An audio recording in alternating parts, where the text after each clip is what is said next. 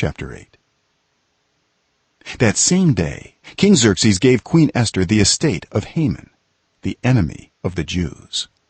And Mordecai came into the presence of the king, for Esther had told how he was related to her. The king took off his signet ring, which he had reclaimed from Haman, and presented it to Mordecai. And Esther appointed him over Haman's estate. Esther again pleaded with the king, falling at his feet and weeping.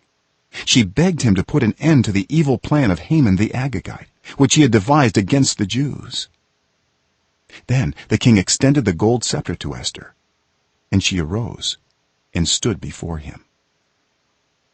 "If it pleases the king," she said, "and if he regards me with favor and thinks it is the right thing to do, and if he is pleased with me, let an order be written overruling the dispatches that Haman son of Hammedatha the Agagite devised and wrote to destroy the Jews in all the king's provinces.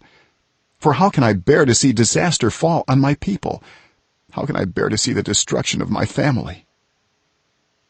King Xerxes replied to Queen Esther and to Mordecai the Jew, "Because Haman attacked the Jews, I have given his estate to Esther, and they have impaled him on the pole he set up.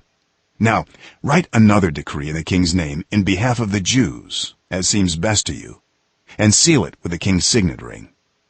For no document written in the king's name and sealed with his ring can be revoked." At once the royal secretaries were summoned on the 23rd day of the 3rd month, the month of Sivan.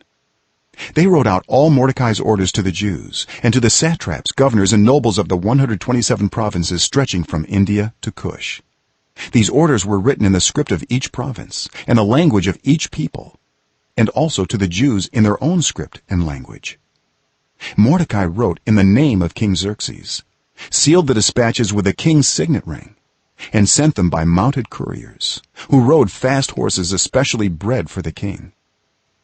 The king's edict granted the Jews in every city the right to assemble and protect themselves, to destroy, kill, and annihilate the armed men of any nationality or province who might attack them and their women and children, and to plunder the property of their enemies. The day appointed for the Jews to do this in all the provinces of King Xerxes was the 13th day of the 12th month, the month of Adar. A copy of the text of the edict was to be issued as law in every province and made known to the people of every nationality, so that the Jews would be ready on that day to avenge themselves on their enemies. The couriers riding the royal horses went out, spurred on by the king's command, and the edict was issued in the citadel of Susa. When Mordecai left the king's presence, he was wearing royal garments of blue and white, a large crown of gold, and a purple robe of fine linen. And the city of Susa held a joyous celebration. For the Jews it was a time of happiness and joy, gladness and honor.